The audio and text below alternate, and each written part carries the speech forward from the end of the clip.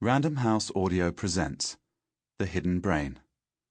How Our Unconscious Minds Elect Presidents, Control Markets, Wage Wars, and Save Our Lives. By Shankar Vedantam. Read for you by Steve West. Introduction.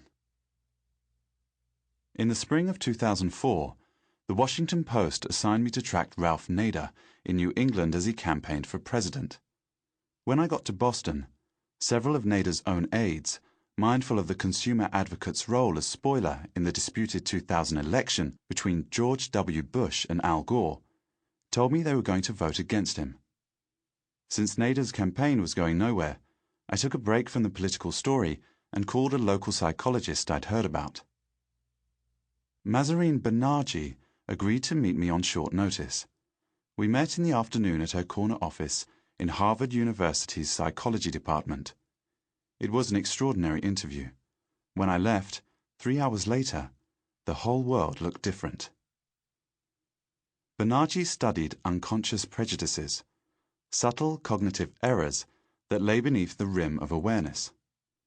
Her research disturbed me because it showed that the way we usually think about human behavior is flawed.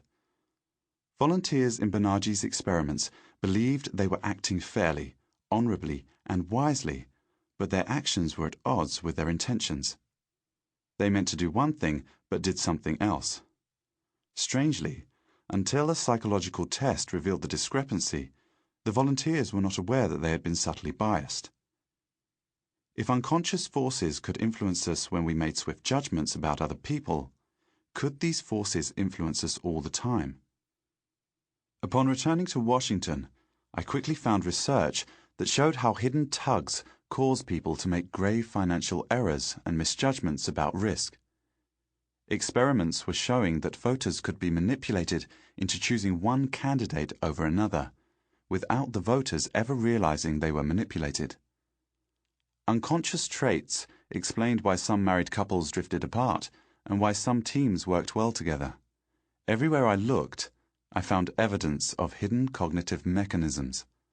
Unconscious biases in the way memory, emotion, and attention work produced misunderstandings and protracted conflicts between people, groups, even nations.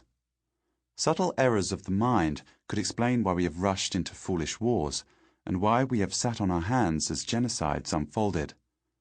Banaji was a social psychologist, but streams of intersecting data about a hidden world in our head were flowing in from other branches of psychology, from sociology and political science, from economics and neuroscience. High-tech scans are revealing brain mechanisms that governed everything from our political preferences to our table manners. Sociological experiments explained why people unconsciously made fatal mistakes during disasters. There was even research into the unconscious biases of suicide bombers. Most people equate the term unconscious bias with prejudice or partiality, but the new research was using the term differently. Unconscious bias described any situation where people's actions were at odds with their intentions. The devilish thing was that people never felt manipulated. They rationalized their biases away and even claimed ownership for actions they had not intended. Some unconscious biases were comical, others were innocuous. Many were useful. But the deadly ones conjured a Shakespearean image in my mind, the demonic Iago manipulating the gullible Othello into believing his wife was unfaithful. Like Iago, unconscious bias influenced people subtly, not overtly.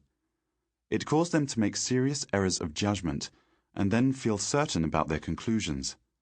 It derived much of its power from the fact that people were unaware of it. Theories about the unconscious mind went back centuries, but the new research appealed to me because it was based on measurable evidence. It relied on controlled experiments. It produced data.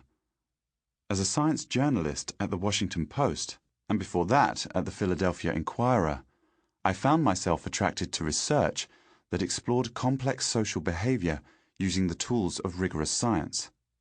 Where previous accounts of the unconscious mind often produced dramatic theories with limited impact, The new research was producing modest theories about the mind, but they had dramatic impact.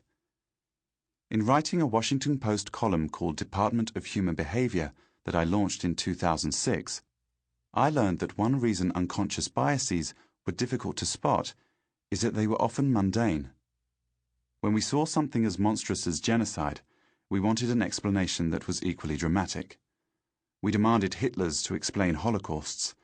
Dramatic explanations didn't just fit better, they allowed us to write off systematic errors in human judgment, perception, and moral reasoning as mere aberrations. I saw that a vast gulf had grown between what experts were learning about the mind and what most people believed.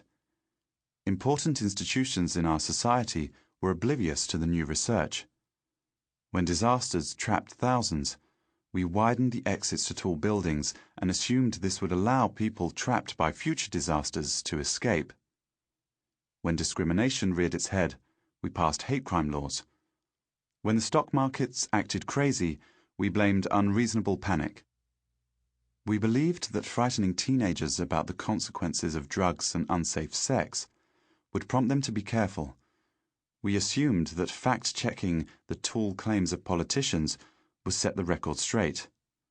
And we were sure that good laws produced good behavior. All these theories were based on an assumption that human behavior was the product of knowledge and conscious intention. We believed that if you educated people and provided them with accurate information and offered them the right incentives and threatened them with suitable punishments and appealed to their better natures and marked the exits clearly, the errors would vanish. Bad outcomes had to be the product of stupidity, ignorance, and bad intentions. Like many assumptions, this one was impervious to contradictory evidence. When teenagers got drunk and wrecked their cars, when voters believed a politician's lies, and when juries convicted innocent people, we invariably concluded that those particular teens must have been stupid, that those particular voters must have been gullible, and that those particular juries must have been rash. Even when such errors were multiplied hundreds or thousands of times, when large numbers of people failed to flee disasters, when entire ethnic groups subscribed to vicious prejudices, when millions failed to intervene as their neighbors were dragged off to concentration camps, we convinced ourselves that these behaviors were aberrational, not the norm. The new research showed that many errors, mishaps, and tragedies were caused by unconscious forces that acted upon people without their awareness or consent. The irresponsible driver, the apathetic bystander, and the panicked investor were not aberrations. They were us.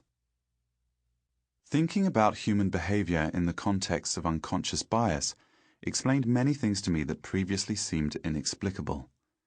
It wasn't just the small stuff, the gifted athlete who choked under pressure, the family feud over something trivial, the misjudgment in risk that produced a fender bender. It was the big stuff too. The uncritical decisions of policymakers that led to domestic and foreign policy catastrophes? Check. The stampeding panics that dragged entire economies to ruin? Check. The collective willingness of nations to avert their gaze from oncoming disasters? That too. Unconscious biases have always dogged us, but multiple factors make them especially dangerous today. Globalization and technology, and the intersecting fault lines of religious extremism, economic upheaval, demographic change, and mass migration have amplified the effects of hidden biases. Our mental errors once affected only ourselves and those in our vicinity. Today, they affect people in distant lands and generations yet unborn. The flapping butterfly that caused a hurricane halfway around the world was a theoretical construct. Today, subtle biases in faraway minds produce real storms in our lives. This book grew out of these thoughts. I wanted to place the ideas that I found so exciting, unnerving, and provocative before a larger audience. If science and rigorous studies were to be the backbone of the book, I wanted to show why the research mattered, not just in the ivory tower, but in the public square. I decided to find stories from real life that could illustrate the extraordinary effects of unconscious bias in everyday life, Sample complete. Ready to continue?